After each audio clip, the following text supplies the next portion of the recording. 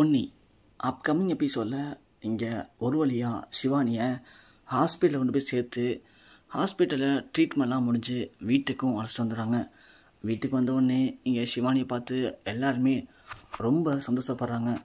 அதோட சிவானி எல்லாருமே பார்த்து சந்தோஷப்படும் போது சிவானி யாரையோ தேடுறத இங்கே பவானி பார்க்குறாங்க.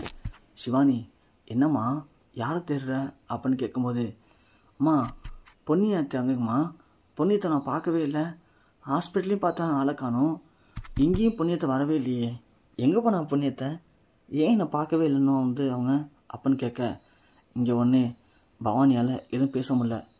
சிவானி, நீ தூங்குறியாம்மா அப்படின்னு கேட்குறாங்க.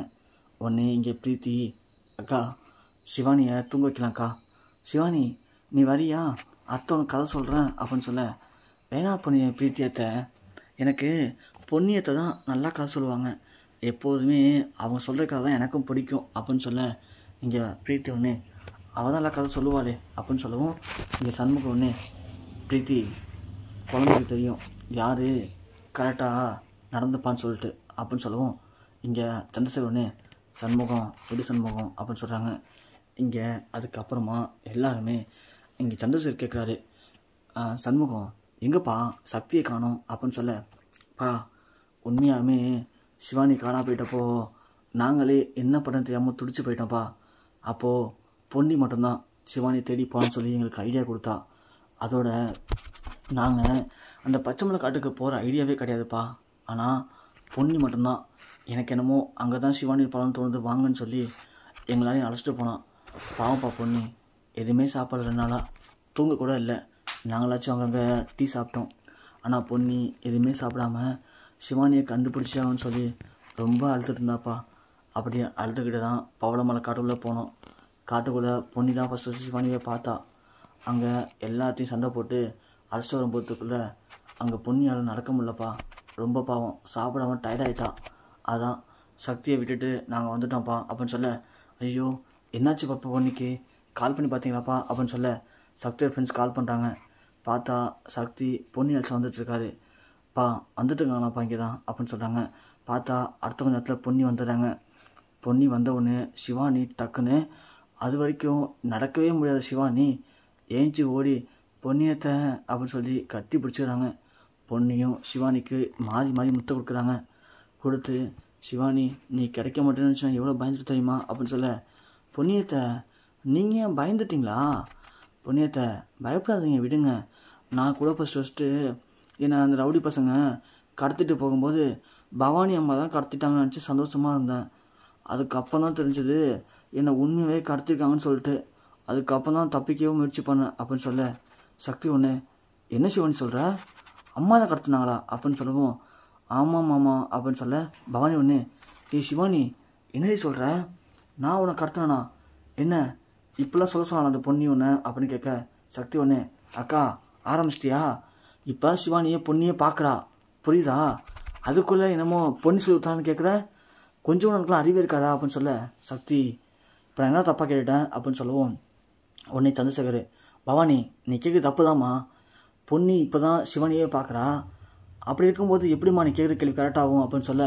சிவானி ஒன்று, ஆமாம் ஆமாம் தாத்தா, நான் அம்மா தான் கடத்தணும்னு நினச்சேன் அப்படின்னு சொல்கிறாங்க. பவானி ஒன்று, சிவானி என்னம்மா சொல்கிற, நான் ஏமா உனக்கு கடத்த போகிறேன் அப்படின்னு சொல்ல, இல்லைம்மா நீங்கள் அன்றைக்கி ரூமில் உட்காந்து பேசுனீங்கல்ல, நீங்கள் வெண்ணிலா ஆண்டி பிரீத்தி ஆண்டிலாம் இது மாதிரி சிவானியை கடத்தி சர்ப்ரைஸாக கிஃப்ட் தரணும்னு சொல்லிட்டு, அதனால் நீங்கள் தான் பிறந்த நாளைக்காக கடத்திக்கணும்னு நினச்சி நான் அமைதியாகவே இருந்தேம்மா அப்படின்னு சொல்ல, இங்கே பவானிக்கு செம்ம அதிர்ச்சியாக இருக்குது. ஆமாம் அப்படின்னு சொல்லிட்டு இங்கே சக்தி சண்முகமும் யோசிக்கிறாங்க.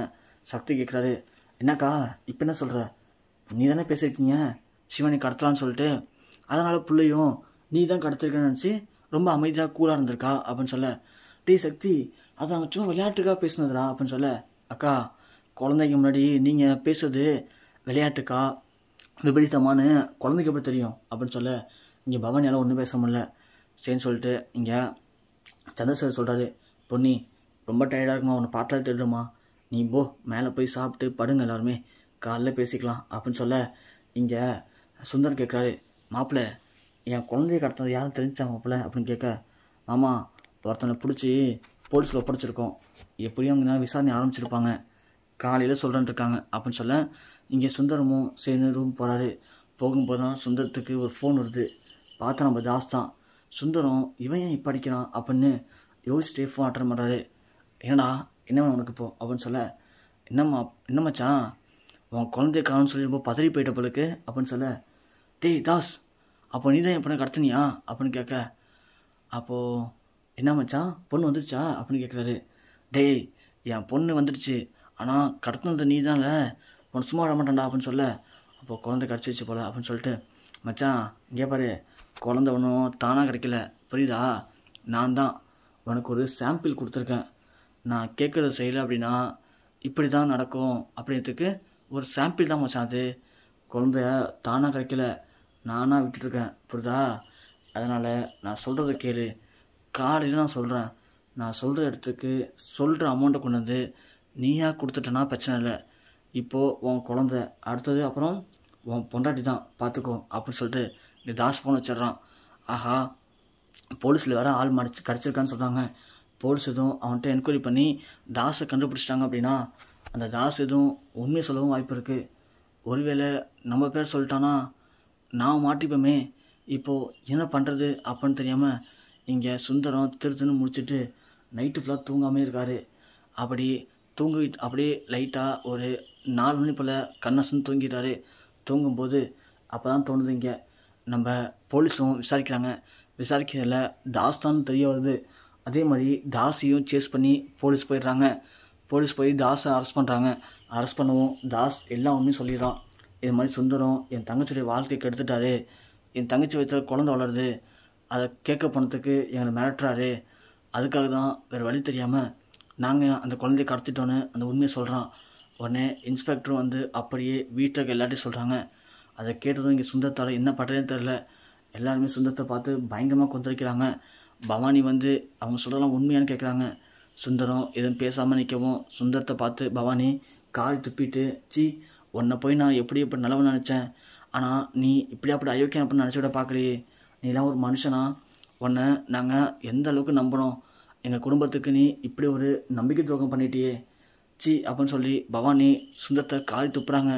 இங்கே நம்ம சக்தி வந்துட்டு என்னம்மா இதெல்லாம் என்ன காரியம் பண்ணியிருக்கீங்க, உங்களை எங்கள் அம்மா எவ்வளோ நம்பினாங்க, பெத்த பிள்ளைய விட நீங்கள் தான் வசத்தின்னு உங்கள் மேலே அவ்வளோ நம்பிக்கை வச்சு உங்களுக்கு அவ்வளோ ஃப்ரீடம் கொடுத்தாங்க. ஆனால் நீங்கள் இப்படியாப்பட்ட ஒரு மோசமான செயல் செஞ்சுருக்கீங்களே, நீங்களாம் ஒரு மனுஷன் தானா, உங்கள்லாம் எப்படி ஒரு நாள் வீட்டில் வச்சு நினைக்கிறதுக்கு எங்களுக்கு அசிங்கமாக இருக்கே அப்படின்னு சொல்ல சிவானியும் சுந்தரத்தை பார்த்து ஒரு மாதிரி பார்க்குறாங்க. ஜெயா வந்து மாப்பிள்ளை என்ன பண்ணியிருக்கீங்க, நீங்கள் பண்ணலாம் சரியா மாப்பிள்ளை, எப்படி மாப்பிள்ளை உங்களுக்கு இந்த மாதிரி ஒரு மனசு வந்துச்சு, உங்களை என் பையன் தானே பார்த்துக்கிட்டேன், கடைசியில் என் பொண்ணுடைய வாழ்க்கையை ஒன்றும் இல்லாமல் அடிச்சிட்டிங்களே, எங்கள் பொண்ணுக்கு நீங்கள் இவ்வளோ பேர் துரோகம் பண்ணியிருக்கீங்களே அப்படின்னு எல்லாருமே சுந்தரத்தை சரமாரியாக கேள்வி கேட்குறாங்க. சுந்தரத்துக்கு என்ன பதில் சொல்லணும்னு தெரியாமல் அமைதியாக நிற்கிறாரு, கோணி கொடிக்க நிற்கிறாரு. அப்போது சந்திரசேகர் சொல்கிறாங்க, இங்கே பாரு, இதுக்கப்புறம் நீ என் பொண்ணுக்கு புருஷனாவோ எங்களுக்கு மாப்பிள்ளையாவோ இருக்க தகுதி கிடையாது, ஒழுங்கு மரியாதையாக வீட்டு வெளியே போடா அப்படின்னு சொல்லி சக்தி வந்து சுந்தரத்தை கழுத்தை பிடிச்சி வெளியே தள்ளுறாரு.